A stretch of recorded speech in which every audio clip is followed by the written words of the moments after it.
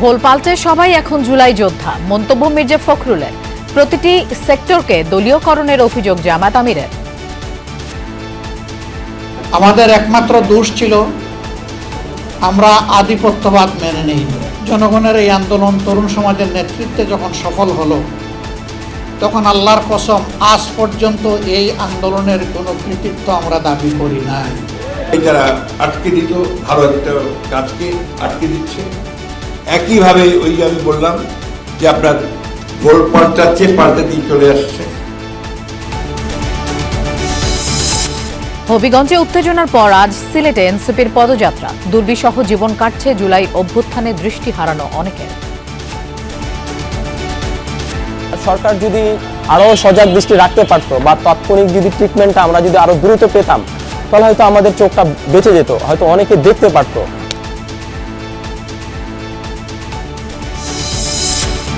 তিন প্রতিবন্ধীকে সরকারি চাকরি দিলেন প্রধানমন্ত্রী। রাষ্ট্রপতি নির্বাচনে বিশেষ সংসদ অধিবেশনের প্রয়োজন নেই, আবারও জানালেন আইনমন্ত্রী।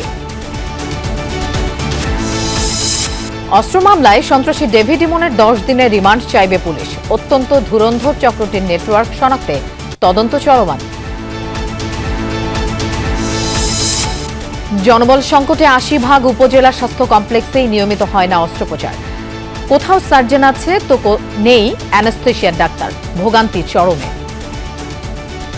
অপারেশন না হওয়ার কারণে, দূরে যাওয়ার কারণে তাদের তো অনেক ভোগান্তির শিকার হতে হয়। ডেলিভারি হতে ক্লিনিকে যাওয়া লাগে। স্পেশালাইজড সেবাটা তো আমরা পরিপূর্ণভাবে দিতে পারছি না। দীর্ঘ প্রায় 1.5 বছর ধরে আমার গাইনি কনসালটেন্ট নাই, তো আমার একজন অ্যানেস্থেসিয়া কনসালটেন্ট কিন্তু সে আছে, তার কোনো কাজ নাই এখন। প্রয়োজনে ভর্তুকি দিয়ে হজের খরচ কমাবে সরকার, জানালেন বিমান প্রতিমন্ত্রী। লাইসেন্সবিহীন ও সেলিব্রিটিদের প্রলোভনে টাকা না দেওয়ার আহ্বান জানিয়েছে হাব।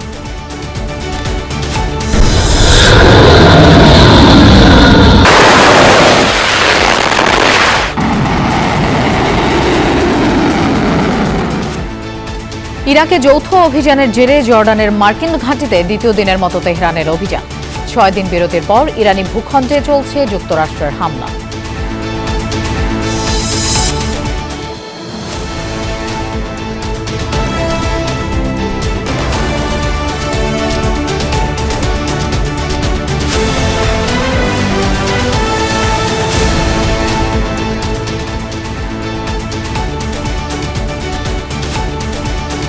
শুভেচ্ছা, আমন্ত্রণ দুপুরে বাংলাদেশের আয়োজনে আপনাদের সঙ্গে থাকছি আমি মৌসুমী আহমেদ লোপা।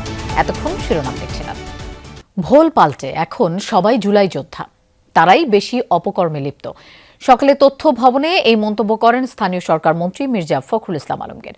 জুলাই শহীদ দিবস স্মরণে ছিল প্রকাশনার মোড়ক উন্মোচন এবং আলোচনা সভা। সেখানে তিনি বলেন, নতুন সরকার গঠনের পর কিছুই বদলায়নি।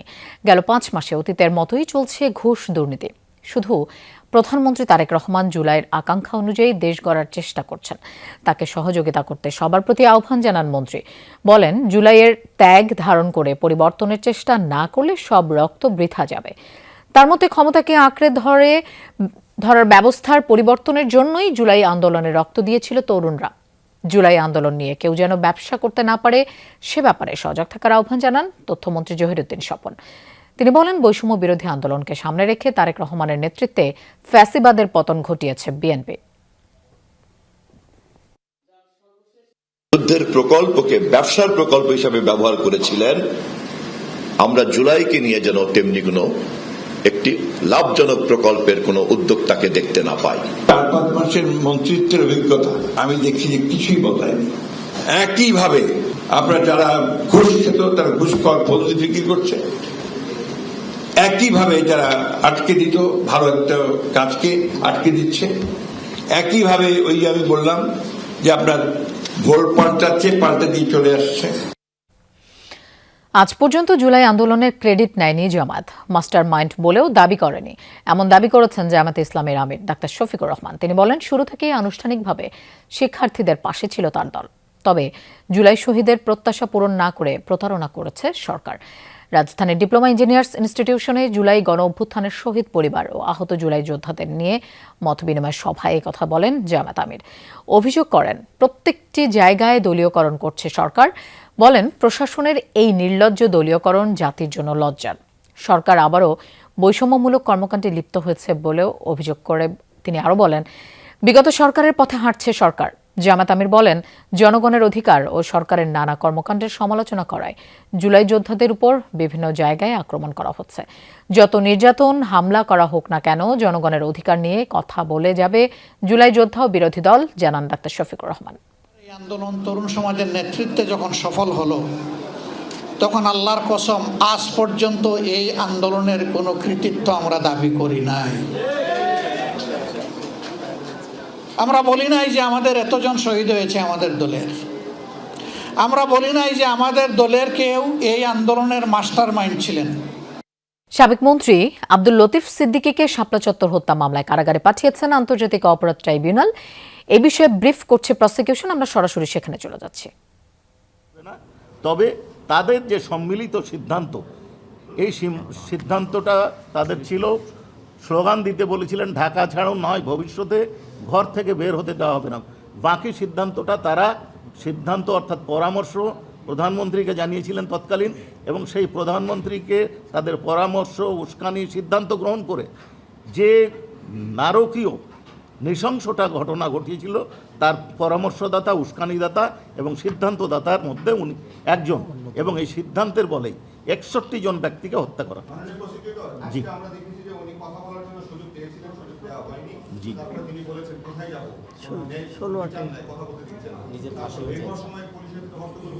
পুলিশ ওনাকে ধাক্কা দিয়েছেন এবং ওনার ভাই বঙ্গবীর কাদের সিদ্দিককে ধাক্কা দিয়েছেন অভিযোগ করেছেন তারা, পরে উনি বের হয়ে গেলেন কথা বলে। এই ঘটনাটা আপনার বক্তব্যের শেষ অংশে যে কথাটা বললেন যে পুলিশ ওনাকে ধাক্কা দিয়েছে বা পুলিশ তাদেরকে ধাক্কা দিয়েছে, এইটা আপনাদের কাছে শুনলাম।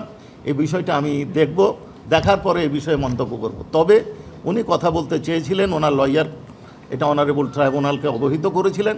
অনারেবল ট্রাইব্যুনাল বলেছেন যে আজকে কথা আমরা শুনতে পারছি না, আমরা সামনে যে নেক্সট ডেট আছে সেই ডেটে আপনার কথা শুনবো। তারপরে উনি কিছু কথা বলেছেন, আমরা মনে করি সেই কথাটা আমাদের কানের মধ্যে যায়নি। উনি যে নিজের ফাঁসি চেয়েছেন, এটা বললাম তো, উনি কথা বলেছেন আমার কানে ঢুকে নাই। দর্শক, শাপলা চত্বর হত্যাকাণ্ড মামলা নিয়ে ব্রিফ করছে প্রসিকিউশন। আমরা সরাসরি সেখানে ছিলাম। আন্দোলনে হারানো চোখ ফেরেনি, তবে গণতন্ত্র ফিরেছে মানুষের ভোটাধিকার। দৃষ্টি হারানোর পাশাপাশি অনেকের হারিয়ে গেছে স্বপ্নটাও। তবে দু চোখের অন্ধকারে এখনও লেগে আছে বাংলাদেশকে ভালো রাখার অনুভব। দৃষ্টিশক্তি হারানোদের সরকার চিকিৎসা সহায়তা দিলেও গুরুতর আহতদের বিদেশে পাঠানোর দাবি জুলাই যোদ্ধাদের। আহমেদ রেজার প্রতিবেদনে থাকছে বিস্তারিত।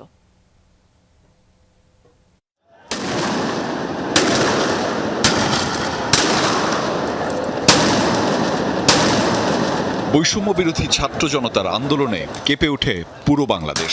পাল্টে যায় রাজনৈতিক প্রেক্ষাপট, প্রাণ হারান প্রায় 1400 মানুষ। আমি মোহাম্মদ নূর হোসেন, 24-এর গণ আন্দোলনের আমি 18 জুলাই আহত হই মিরপুর 2 নম্বর মডেল থানার সামনে। আহতের সংখ্যাও কয়েক হাজার, আর সুনির্দিষ্টভাবে বললে নূর হোসেনের মতো ওই আন্দোলনে চোখের দৃষ্টি হারানো মানুষের সংখ্যা প্রায় 800। মিরপুরে আন্দোলনের সময় 24-এর 18 জুলাই পুলিশের আক্রমণে আরেকজনকে বাঁচাতে গিয়ে ডান চোখে স্প্লিন্টার লাগে তার। আমাদের উপরে গুলি করতেছে নাকি এগুলো বৃষ্টি হচ্ছে কিছু বোঝার কোনো গতি ছিল না। দৌড় দিয়ে যাওয়ার পর যখন পিছনে চলে যাই, ওই লোকটা পড়ে যায় নিচে।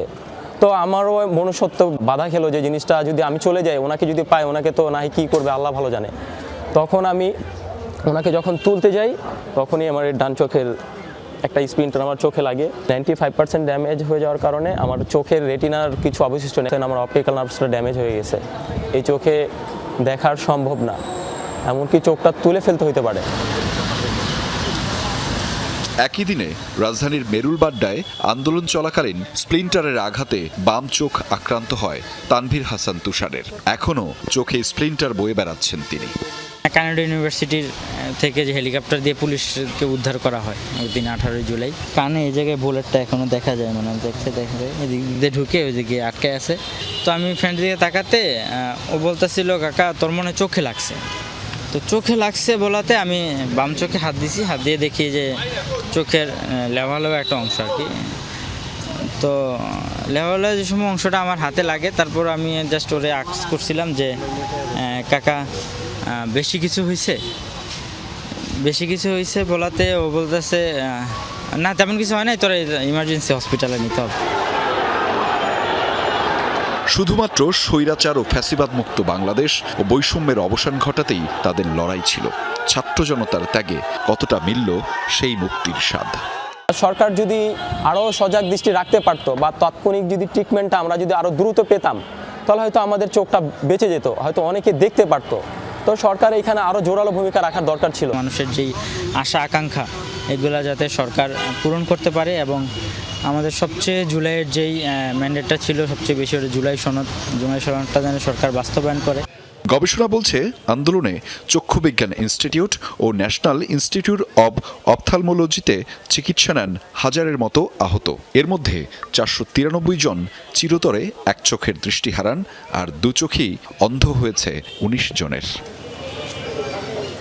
গুরুতর আহতদের উন্নত চিকিৎসা প্রদানে সরকারকে আরও আন্তরিক হওয়ার আহ্বান আহতদের। আহমেদ রেজা, যমুনা নিউজ, ঢাকা।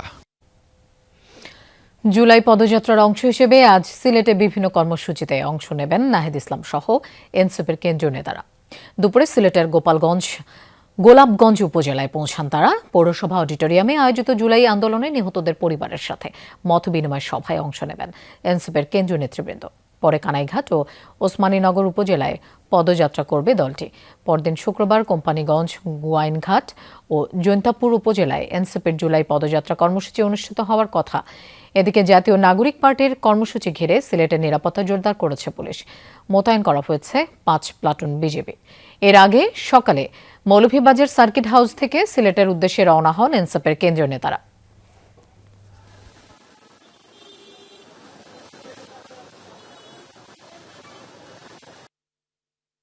হামলা, উস্কানি দিয়ে বা এই ধরনের কোনো জায়গায় যদি আমাদেরকে প্রতিহত করার চেষ্টা করা হয় আওয়ামী স্টাইলে, আমরা মরে যাব, তবু আমরা রাজপথ ছাড়বো না। কারণ আমাদের শহীদ ওসমান হাদি ভাই যে প্রতিজ্ঞা আমাদেরকে দিয়ে গিয়েছিলেন যে জান দিবা জুলাই দিব না, আমরা সেই প্রতিজ্ঞা নিয়ে কাজ করছি। দর্শক, এ বিষয়ে আমরা আরো জানবো। সিলেট থেকে আমাদের সাথে যোগ দিচ্ছেন সহকর্মী নাবিল হোসেন। নাবিল, মত বিনিময় সভায় নেতাকর্মীরা কি বলছেন এবং কর্মসূচি নিয়ে এনসিপি নেতারা কি বলছেন সেটি একটু বিস্তারিত জানতে চাই। এখনো কিন্তু সেই মত বিনিময় সভাটা চলছে এবং এই মুহূর্তে আমরা যেটি দেখছি যে জুলাই আন্দোলনে এই যে সিলেটের গোলাপগঞ্জ উপজেলায় যে 7 জন শহীদ হয়েছিলেন সেই শহীদ পরিবারের যারা সদস্যরা তারা কথা বলছেন। এর আগে এখানে এনসিপির সার্জিস আলম তিনি কথা বলেছেন, সংসদ সদস্য মাহমুদ আমিতু ওনারা কথা বলেছেন।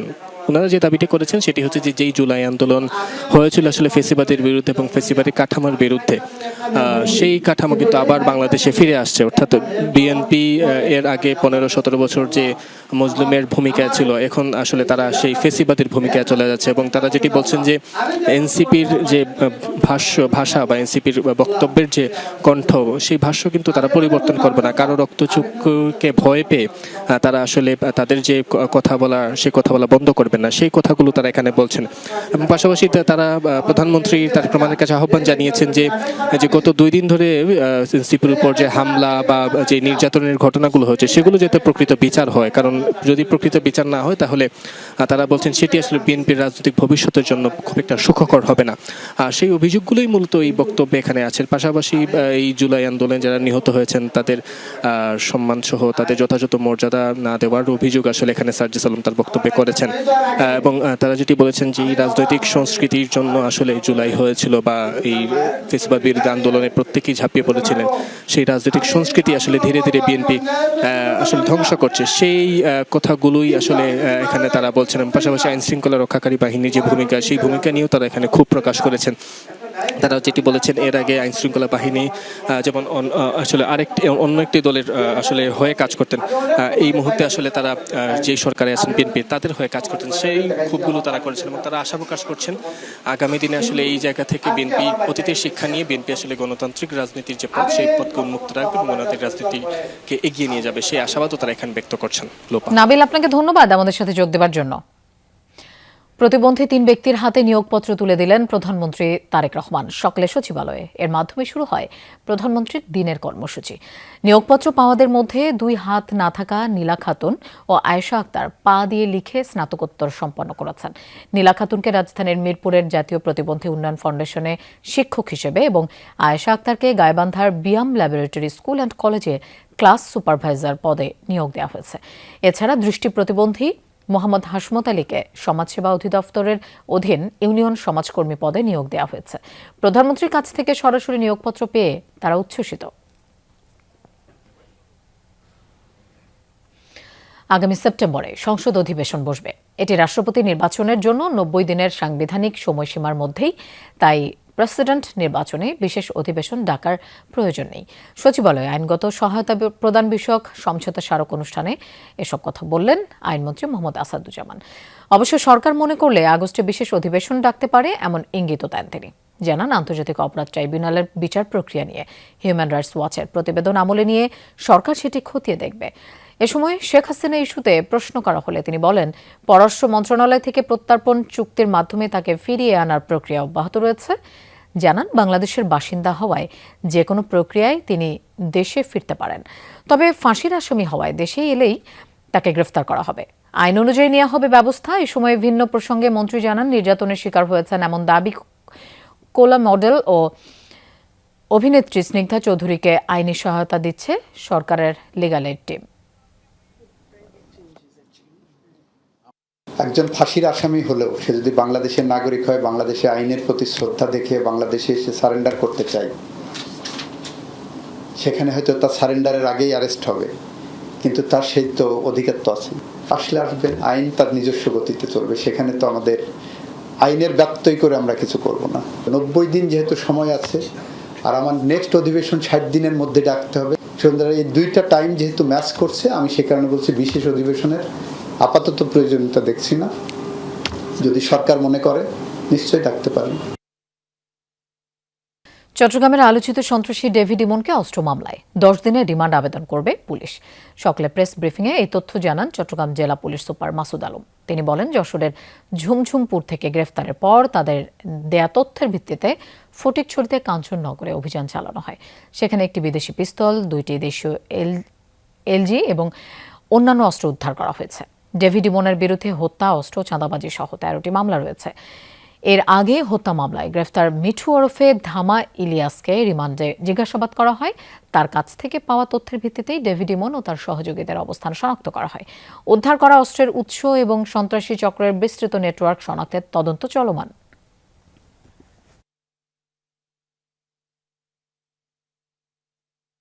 এদের যে পুরা লিডার, যে গ্যাং লিডার বলা যায়, সে হচ্ছে সাজ্জাদ, সে বড় সাজ্জাদ।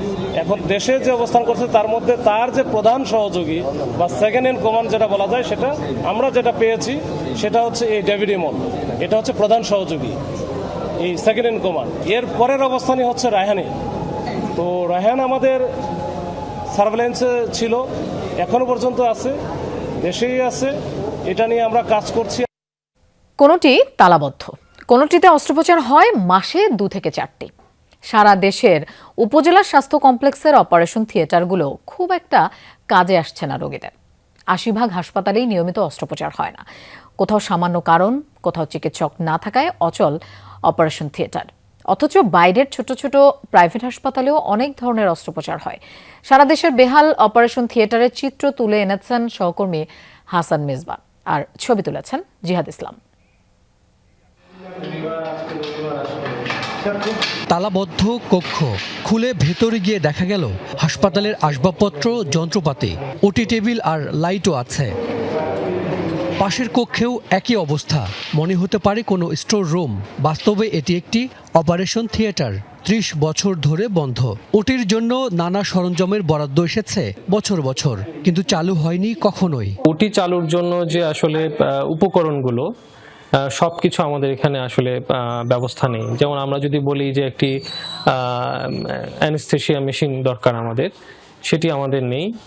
আর যেটা প্রধান সমস্যা সেটা হচ্ছে আমাদের আসলে রেগুলার আমরা কোনো কনসালটেন্ট এবং অ্যানেস্থেশিওলজিস্ট পাচ্ছি না।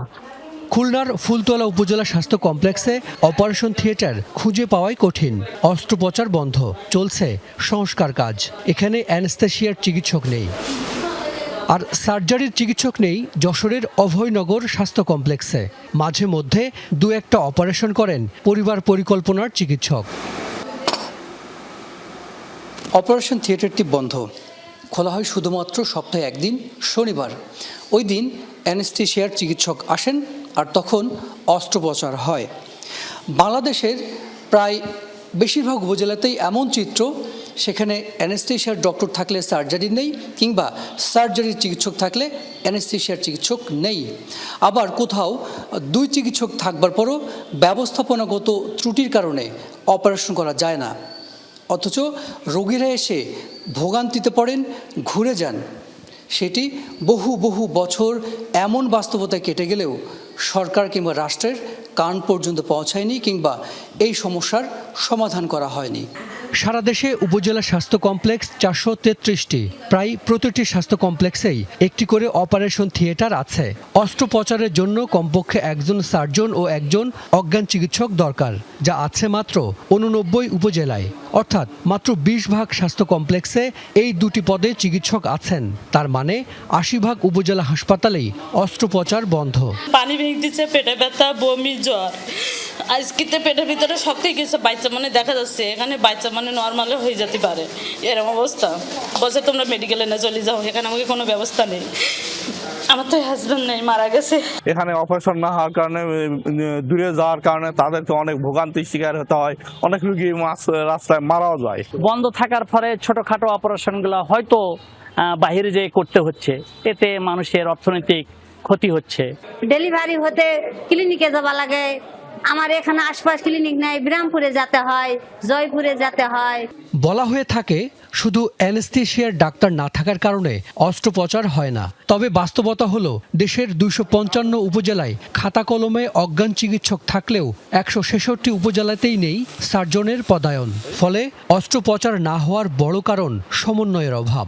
স্পেশালাইজড সেবাটা তো আমরা পরিপূর্ণভাবে দিতে পারছি না। যেমন এখন আমরা গাইনি রোগীদের ক্ষেত্রে সব তো আর নর্মাল ডেলিভারি হয় না, কিছু কিছু সিজারিয়ান সেকশন দরকার হয়, সেটা কিন্তু আমরা এখন এই মুহূর্তে দিতে পারছি না।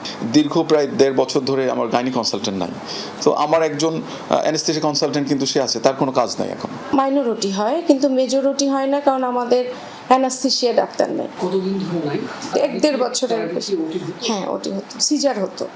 যেসব উপজেলায় অস্ত্রোপচারের সব সুবিধা আছে, সেখানেও নিয়মিত অপারেশন হয় না। নানা অজুহাতে ফেরানো হয় রোগীদের। আর অস্ত্রোপচারের আবার 90 ভাগে সিজারিয়ান। সেবা চালু দেখাতে মাসে 2-1টি অপারেশন হয় অনেক উপজেলায়। অ্যানেস্থেসিয়া ডাক্তারের অভাব রয়েছে দেশে, সেটা অস্বীকার করার কোনো উপায় নেই।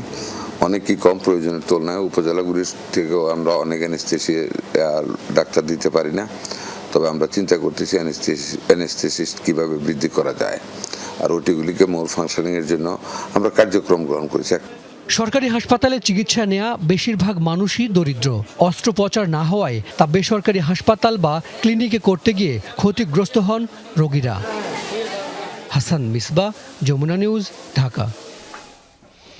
উপজেলা পর্যায়ে 10টি করে ডায়ালাইসিস মেশিন দিচ্ছে সরকার। চালু করা হচ্ছে ফিজিওথেরাপি। সকালে রাজধানীর মহাখালীর নিমসমে গবেষণা কার্যক্রমের ফলাফল প্রকাশ অনুষ্ঠানে স্বাস্থ্যমন্ত্রী সরদার মোহাম্মদ সাখাওয়াত হোসেন কথা বলেন।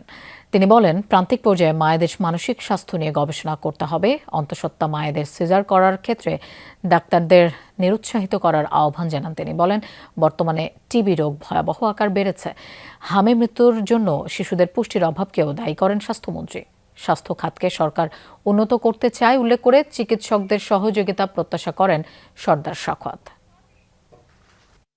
You have to earn from the people.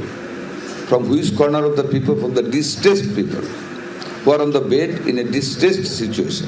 আপনাকে এই কোয়ালিটিগুলি আপনাদেরকে অর্জন করতে হবে। সকল মানুষের জন্য স্বাস্থ্য সেবা আমাদের নিশ্চিত করার শপথ। এই সরকারের ঘোষণা সকল মানুষের জন্য স্বাস্থ্য সেবা প্রদান। হজ যাত্রীদের প্রতারণা থেকে রক্ষা, সাশ্রয়ী প্যাকেজ এবং উন্নত সেবা নিশ্চিতের লক্ষ্যে শুরু হয়েছে জাতীয় হজ ও ওমরাহ মেলা 2026। উদ্বোধনী অনুষ্ঠানে লাইসেন্সবিহীন ব্যক্তি বা সেলিব্রিটিদের প্রলোভনে হজের টাকা না দেওয়ার আহ্বান জানিয়েছে হাব। অন্যদিকে আগামী বছর আরও কম খরচে ও ত্রুটিমুক্ত হজ ব্যবস্থাপনার আশ্বাস দিয়েছে সরকার। মুসলমানদের অন্যতম ফরজ হজ। ধর্মীয় এই আচার পালনে প্রতি বছর বাংলাদেশ থেকে হাজারো মুসল্লি সৌদি আরব যান। তাদের এই যাত্রাকে নির্বিঘ্ন করতে রাজধানীর চীনমৈত্রী সম্মেলন কেন্দ্রে শুরু হয়েছে জাতীয় হজ ও ওমরাহ মেলা 2026। এতে 61টি এজেন্সি সহ বিভিন্ন এয়ারলাইন্স, ব্যাংক ও সেবা প্রদানকারী প্রতিষ্ঠানের স্টল রয়েছে। আমরা 2026-এর থেকেও আরো ভালোভাবে সবাইকে সেবা প্রদান করতে পারি এবং আমাদের প্রতিশ্রুতি যে থাকে এবং আমাদের সেবা প্রদান, পরিষেবা প্রদান, সেজন্য আমাদের অব্যাহত রাখতে পারি। সৌদি সরকার হাজিদেরকে কম্পেনসেট করার সময় সেই সময় 150 রিয়াল পার হাজি, এইভাবে তারা একটা টাকা কিন্তু যোগফল এটা 50-60 কোটি টাকা। মাননীয় মন্ত্রী এবং আমরা চেষ্টায় এই টাকাটা আমরা আপনাদের দিয়ে দিচ্ছি, এটা দিয়ে দেবো। তো সঠিকভাবে সেই হাজিদের মধ্যে বিতরণ করতে হবে। উদ্বোধনী অনুষ্ঠানে হাব নেতারা বৈধ রিক্রুটিং এজেন্সির মাধ্যমে হজে যাওয়ার আহ্বান জানান। একই সঙ্গে কোনো এজেন্সি কাঙ্ক্ষিত সেবা না দিলে কঠোর ব্যবস্থা নেওয়ার হুঁশিয়ারি দেন তারা। লাইসেন্সের মালিকানা যাচাই করা ছাড়া যত বড় ব্যক্তি হোক আপনি তার সাথে লেনদেন করবেন না, চুক্তিবদ্ধ হবেন না। আপনি যদি কোনো লাইসেন্সের কারণে প্রতারিত হন, সরকারের কাছে তার জামানত রয়েছে, সরকার তার বিরুদ্ধে ব্যবস্থা নিতে পারবে। বৈধ এজেন্সি যদি আপনাদের সাথে কোনো ব্যবহার বা প্রতারণা করে, তাদের ব্যাপারে সিদ্ধান্ত নিব। যারা সামনে এবং সুন্দর এবং সুষ্ঠু হজ প্রতিষ্ঠিত হয়, এই ব্যাপারে আমরা সক্রিয় থাকব। এবারের হজ ব্যবস্থাপনাকে এখন পর্যন্ত সবচেয়ে ভালো বলে দাবি করেন বেসামরিক বিমান ও পর্যটন প্রতিমন্ত্রী। বলেন, হাজিদের খাবার, লাগেজ ব্যবস্থাপনা ও অন্যান্য সেবায় আগের সমস্যাগুলো আর হবে না। সবাইকে করার জন্য, উদ্বুদ্ধ করার জন্য আমাদের আল্লাহ তাআলা সুযোগ দিয়েছেন। আমরা এই কাজটি করতে চাই এবং এটা যাদের সামর্থ্য নেই তাদেরকে যদি সামর্থ্যবান করা যায়, তাদেরকে সাহায্য করা যায়, কিভাবে করা যায়, আমরা হাব ধর্ম মন্ত্রণালয় প্রয়োজন মধ্যে ভর্তুকি দিয়ে হলেও যাতে করতে পারি কিছু কিছু লোককে, এটা আর ব্যবস্থা গ্রহণ করা হবে। প্রতিমন্ত্রী জানান, স্বচ্ছ, দুর্নীতিমুক্ত ও স্বস্তিদায়ক হজ ব্যবস্থাপনা নিশ্চিত করতে সরকার প্রয়োজনীয় সব পদক্ষেপ গ্রহণ করবে। শুভ উদ্বোধন ঘোষণা করছি। শওকত মঞ্জুর শান্ত, যমুনা নিউজ, ঢাকা। দ্রুততম সময়ে বাংলাদেশি শ্রমিকদের জন্য মালয়েশিয়ার শ্রমবাজার উন্মুক্তের বিষয়ে একমত হয়েছে দুই দেশ। বৃহস্পতিবার বাংলাদেশ হাই কমিশনে আয়োজিত সংবাদ সম্মেলনে মালয়েশিয়া সফররত প্রধানমন্ত্রীর উপদেষ্টা মাহদি আমিন এই তথ্য জানিয়েছেন। সব প্রক্রিয়া শেষ করা সাপেক্ষে আগস্ট মাসের শেষ সপ্তাহে আবারও বাংলাদেশি শ্রমিকরা মালয়েশিয়া যাওয়া শুরু করবে বলে প্রত্যাশা তার। এ সময় সংবাদ সম্মেলনে উপস্থিত ছিলেন প্রবাসী কল্যাণ মন্ত্রী আরিফুল হক চৌধুরী। মাহদি আমিন জানান, প্রাথমিকভাবে বোয়েসেলের মাধ্যমে কর্মী নেয়ার জন্য মালয়েশিয়া সরকারকে অনুরোধ করা হয়েছে। এই সাথে আসলে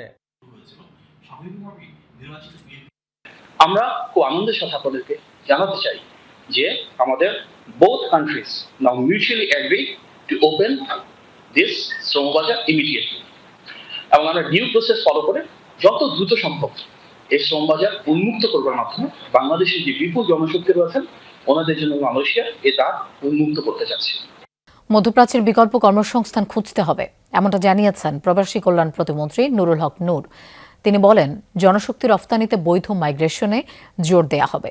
সকালে রাজধানীর একটি হোটেলে অভিবাসী কর্মীদের জন্য ডিজিটাল অভিযোগ সেবার উদ্বোধনে একথা বলেন তিনি। প্রতিমন্ত্রী বলেন, বৈধ অবৈধ যেভাবেই হোক না কেন কেউ বিদেশে হয়রানি নির্যাতনের শিকার হলে তাদের পাশে দাঁড়াবে সরকার। তিনি বলেন, মালয়েশিয়া যাওয়ার জন্য দেশে 3000-এর বেশি এজেন্সি আছে। যাচাই বাছাই করা হলে তাদের মধ্যে 300 টিকবে না। বাকিরা সবাই প্রতারণার মাধ্যমে গরিবের রক্ত শোষণ করে। তাদের প্রতি হুঁশিয়ারি দেন প্রতিমন্ত্রী। তিনি বলেন, সরকারকে সহযোগিতা করলে 5 বছরের মধ্যে জনশক্তি রফতানি খাত বদলে দেওয়া সম্ভব। এখানে প্রত্যেকটা ভুক্তভোগী পরিবার সে বৈধভাবে যাক কিংবা কোনো কারণে ওখানে অবৈধভাবে গেছে, বাট যদি ভিকটিম হয়, অ্যাজ এ সরকারের প্রতিষ্ঠান হিসেবে আমাদেরকে তার পাশে থাকতে হবে। দুর্যোগপূর্ণ আবহাওয়ার কারণে ঢাকা উৎসব 1 আগস্ট থেকে পিছিয়ে 29 আগস্ট নির্ধারণ করা হয়েছে, এমনটা জানিয়েছেন ঢাকা দক্ষিণ সিটি কর্পোরেশনের প্রশাসক আব্দুস সালাম। সচিবালয়ে প্রধানমন্ত্রীর সাথে বৈঠক শেষে তিনি একথা জানান। এ সময় স্থানীয় সরকার প্রতিমন্ত্রী মীর শাহে আলম বলেন, সিটি কর্পোরেশন যেহেতু স্থানীয় সরকার মন্ত্রণালয়ের অধীনে, সেহেতু পরিচ্ছন্নতা কার্যক্রম দেখভাল করার নির্দেশ দিয়েছেন প্রধানমন্ত্রী। শহরের ময়লা পরিষ্কারে 2 শিফটে পরিচ্ছন্নতা কর্মীরা কাজ করছে। রাজধানীর সার্বিক পরিচ্ছন্নতা ইস্যুতে কোথাও কোনো ঘাটতি আছে কিনা তা জানাতে গণমাধ্যমের প্রতি আহ্বান জানান শাহে আলম।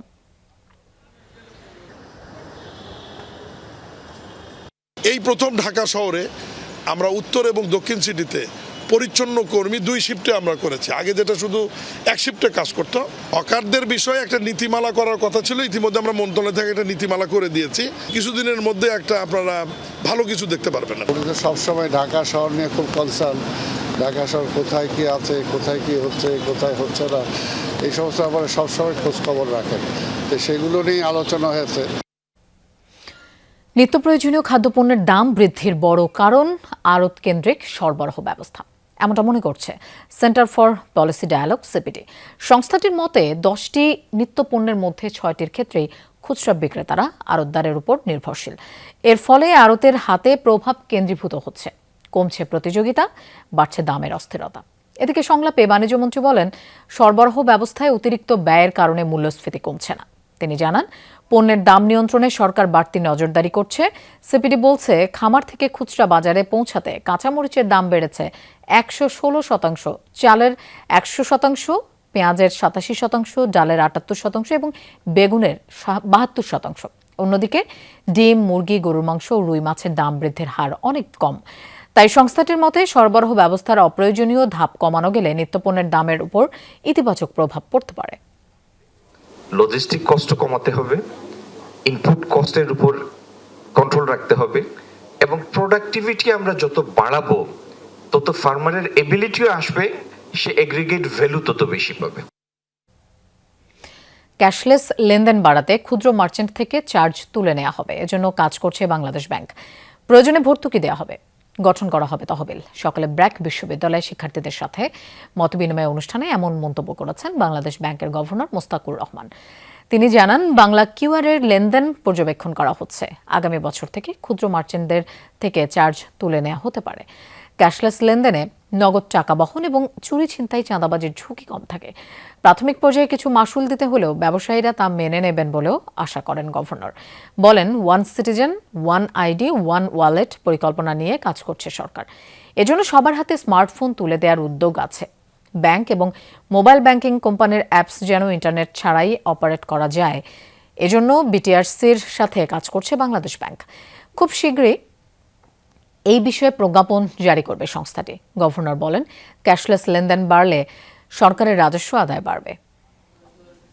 ট্রানজ্যাকশনটা আমরা এই পারফরমেন্সটা দেখার পরে আমরা নেক্সট ফেজে যাব প্রমোশনে। সো প্রমোশনে যখন যাব আমরা নিশ্চয়ই আশা করতে পারি ইন্ডিয়ার মতো আমরাও 0 MDR এ আমরা ট্রানজ্যাকশন করতে পারবো। এই প্রমোশনের জন্য একটা প্রাথমিক বাজেট আমরা গতকাল অ্যাপ্রুভ করেছি 100 কোটি টাকা। দেন আমরা হয়তো আগামী বছর গিয়ে ফাইনাল প্রাইসিং যদি কিছু করতে হয় আমরা করব, অথবা গভর্নমেন্ট সাবসিডি দিবে। 6 দিন বিরতির পর আবারও ইরানে হামলা চালিয়েছে যুক্তরাষ্ট্র। দেশটির দক্ষিণাঞ্চল জুড়ে ভয়াবহ বোমা বর্ষণ করেছে মার্কিন বাহিনী। কমপক্ষে 3 জনের প্রাণহানির খবর পাওয়া গেছে। আরও কঠোর হামলার হুঁশিয়ারি দিয়েছেন মার্কিন প্রেসিডেন্ট ডোনাল্ড ট্রাম্প। জবাবে টানা দ্বিতীয় দিনের মতো জর্ডানে মার্কিন ঘাঁটি লক্ষ্য করে ক্ষেপণাস্ত্র ছুড়েছে ইরান। প্রায় 1 সপ্তাহ শান্ত থাকার পর আবারও যুক্তরাষ্ট্রের হামলায় কেঁপে উঠল ইরানি ভূখণ্ড। 6 দিন বিরতি দিয়ে বুধবার পূর্বাঞ্চলীয় সময় রাত 8টায় দক্ষিণ ইরানে আবারও শুরু হয় মার্কিন সামরিক বাহিনীর অভিযান। ইরানের কৌশলগত গুরুত্বপূর্ণ একাধিক বন্দর ও দ্বীপাঞ্চল করা হয় টার্গেট। কেশম, আবু মুসা ও কিশ দ্বীপে হয় জোরালো বিস্ফোরণ। শুধুমাত্র কেশমেই প্রাণ হারান এক পরিবারের 3 জন। সাময়িকভাবে বিদ্যুৎ বিচ্ছিন্ন হয়ে পড়ে ভূখণ্ডটি। বন্দর আব্বাসেও হয় হামলা। চলমান সংঘাতে আবারও লক্ষ্যবস্তুতে পরিণত হয় বুশের প্রদেশ। অন্তত 3টি শহরে পাওয়া গেছে মার্কিন হামলার খবর। এছাড়াও খুজেস্তান প্রদেশের আবাদান ও ফার্স প্রদেশের কাজেরুন শহরে হয় আক্রমণ। আমরা ইরানের ওপর কঠোর আঘাত আনব, পাল্টা আঘাত করার পালা আমাদের। তারা জানে এমনটা ঘটতে যাচ্ছে, এমনটা না করার অনুরোধও করেছে। গত রাতেই তারা হামলার চেষ্টা করেছিল। দেখা যাক কোনো পর্যায়ে গিয়ে আমরা কোনো সমঝোতায় পৌঁছাতে পারি কিনা। জবাবে জর্ডানের মার্কিন সামরিক স্থাপনা লক্ষ্য করে হামলা চালায় ইরানের রেভলিউশনারি গার্ড IRGC। অন্তত 5টি ক্ষেপণাস্ত্র ভূপাতিতের দাবি করে জর্ডান। যুক্তরাষ্ট্রকে সহায়তাকারী দেশগুলোকে কঠোর জবাবের হুঁশিয়ারি দিয়েছে ইরান। একদিন আগেই ইরাকে ইরান সমর্থিত গোষ্ঠী PMF-এর ওপর হামলা চালায় যুক্তরাষ্ট্র, সৌদি আরব যৌথ বাহিনী। প্রাণ যায় কমপক্ষে 20 জনের। জবাবে সেদিনই জর্ডানে মিসাইল হামলা চালায় ইরান। অনিক রহমান, যমুনা নিউজ। ইরাকের কারবালার পথে লাখ লাখ শিয়া মুসলিম। মধ্যপ্রাচ্যের সংঘাতের মধ্যেও আরবাইনে অংশ নিতে মানুষের ঢল। যুদ্ধ পরিস্থিতির কারণে শিয়াদের অন্যতম বিশাল এই ধর্মীয় জমায়েত উপলক্ষে নেওয়া হয়েছে বিশেষ কড়াকড়ি। এবার কেবল শোক নয়, প্রতিশোধ ও প্রতিরোধের বার্তাও শোনা গেছে তীর্থযাত্রীদের কণ্ঠে। তাই ধর্মীয় আবেগের পাশাপাশি ভূরাজনৈতিক দিক দিয়েও তাৎপর্যপূর্ণ মনে করা হচ্ছে এবারের আরবাইন। মাত্র একদিন আগেই ইরাকে হামলা চালিয়েছে যুক্তরাষ্ট্র, সৌদি আরব যৌথ বাহিনী। লক্ষ্য ছিল ইরান সমর্থিত গোষ্ঠী PMF। ব্যাপক হতাহতের ঘটনাও হয়েছে। তবে এই সংঘাত দমাতে পারেনি শিয়া অনুসারীদের। কারবালায় শুরু হচ্ছে বিশ্বের অন্যতম বৃহত্তম ধর্মীয় সমাবেশ আরবাইন। এতে অংশ নিতে পবিত্র নগরীর পথে শিয়া মুসলিমদের ঢল। ইরাকের দিয়ালা প্রদেশের আল মুনথিরিয়া সীমান্ত দিয়ে দলে দলে প্রবেশ করছে ইরানি তীর্থযাত্রীরা। যুদ্ধ পরিস্থিতির কারণে এবার নিরাপত্তা নিয়ে কড়াকড়ি একটু বেশি। চেকপোস্টে কঠোর তল্লাশি শেষে বাসে, ব্যক্তিগত গাড়িতে কিংবা পায়ে হেঁটে শিয়ারা রওনা হচ্ছেন পবিত্র নগরী কারবালার উদ্দেশ্যে। খাবার, পানি সরবরাহের পাশাপাশি পরিবহনের ব্যবস্থাও করছে ভলেন্টিয়াররা। সব প্রক্রিয়া দ্রুত সম্পন্ন করা হয়েছে। যাত্রীরা সীমান্তে পৌঁছানোর আগেই তাদের তথ্য আমাদের কাছে চলে আসে। ইমিগ্রেশন শেষে খাবার পানীয় সরবরাহ করা হচ্ছে। নিরাপত্তা উদ্বেগকে তেমন গুরুত্বই দিচ্ছেন না তীর্থযাত্রীরা। এবারের আরবাইনে কেবল শোক পালন নয়, প্রতিশোধের ডাকও শোনা গেছে অনেকের কণ্ঠে। আমাদের শহীদের রক্ত ঝরেছে, যার প্রতিশোধ আমরা চাই। আমাদের সর্বোচ্চ নেতা হত্যার বিচার চাই। আমেরিকার হামলা হোক বা ইসরায়েলের, এসব নিয়ে আমাদের কোনো ভয় নেই। সব ব্যবস্থা ঠিকঠাকই আছে। শিয়া মুসলিমদের সবচেয়ে গুরুত্বপূর্ণ ধর্মীয় আয়োজনগুলোর একটি আরবাইন। মহানবী হযরত মুহাম্মদ সাল্লাল্লাহু আলাইহি ওয়াসাল্লামের দহিত্র ইমাম হুসাইন রাদিয়াল্লাহু তাআলা আনহু স্মরণে আশুরার 40 দিন পর অনুষ্ঠিত হয় বার্ষিক এই জামায়াত। প্রতি বছর বিশ্বের বিভিন্ন দেশ থেকে কোটি মানুষ অংশ নেয় এতে। অস্মিতা বিশ্বাস, যমুনা নিউজ। বন্যা ও HSC পরীক্ষার কারণে 1 মাস পিছিয়েছে প্রাইম মিনিস্টার্স গোল্ড কাপ জাতীয় ফুটবল প্রতিযোগিতার উদ্বোধনী অনুষ্ঠান। চট্টগ্রামে এই তথ্য জানিয়েছেন শিক্ষামন্ত্রী ডক্টর আনম এহসানুল হক মিলন। দুপুরে স্থানীয় প্রেস ক্লাবে আয়োজিত সংবাদ সম্মেলনে মন্ত্রী জানান, আগামী 9 অথবা 10 সেপ্টেম্বর চট্টগ্রাম থেকে প্রতিযোগিতার উদ্বোধন করবেন প্রধানমন্ত্রী তারেক রহমান। দেশের 40,231টি শিক্ষা প্রতিষ্ঠান এবং প্রায় 1.5 কোটি শিক্ষার্থী এই প্রতিযোগিতায় অংশ নেবে। খেলাধুলার মাধ্যমে শিক্ষার্থীদের মেধা বিকাশ এবং স্পোর্টস ইকোনমি সম্প্রসারণের মাধ্যমে যুব সমাজকে এগিয়ে নেয়াই সরকারের লক্ষ্য বলেও জানান শিক্ষামন্ত্রী। পরে চট্টগ্রাম জেলা স্টেডিয়াম পরিদর্শন করেন তিনি। স্কুল কম্পিটিশন যেগুলি আমরা করতাম, আমরা আদিকাল থেকে দেখে এসেছি, আমরা সেই প্রোগ্রামগুলো কোনো ব্যবধান ঘটাইনি, বরঞ্চ আমরা আবার নতুন উদ্দীপনা নিয়ে নতুনভাবে এই প্রাইম মিনিস্টার্স গোল্ড কাপ দিয়ে আমরা তাদেরকে আরো উৎসাহিত করব, আরো প্রতিযোগিতামূলক ভাবে আমরা তাদেরকে সৃজনশীল খেলোয়াড় হিসেবে আমরা তাদের তৈরি করব। যমুনা টেলিভিশনের সংবাদ প্রচারের পর রংপুর সদর উপজেলার পালিছড়া স্টেডিয়ামের প্যাভিলিয়নের প্রোটেকশন গ্লাস এলাকা পরিদর্শন করেছেন উপজেলা নির্বাহী অফিসার। সেখানেই নিরাপত্তাহীনভাবে গেল 4 মাস ধরে আছেন নতুনকুড়ি স্পোর্টস বিজয়ী বালিকা দলের ক্যাপ্টেন অনন্যা খানম, স্ট্রাইকার স্মৃতি কিস্কু সহ অন্যান্য ফুটবলাররা। বৃহস্পতিবার বেলা 11টায় উপজেলা নির্বাহী অফিসার লোকমান হোসেন, উপজেলা প্রকৌশলী মজিদুল ইসলাম ও উপসহকারী প্রকৌশলী সাজিদুর রহমান সহ স্টেডিয়াম পরিদর্শনে যান। ইউএনও জানান, যত দ্রুত সম্ভব প্রোটেকশন গ্লাসটি প্রতিস্থাপন সহ অন্যান্য ক্লাসগুলো মজবুত করার কার্যক্রম শুরু হবে। এর আগে যমুনা টেলিভিশনের সংবাদ প্রচারের পর টনক নড়ে প্রশাসনের। ক্রীড়া প্রতিমন্ত্রী এবং জাতীয় ক্রীড়া পরিষদের পক্ষ থেকে দ্রুত এই বিষয়ে কার্যকর পদক্ষেপ নেওয়ার জন্য নির্দেশনা দেওয়া হয় জেলা প্রশাসনকে।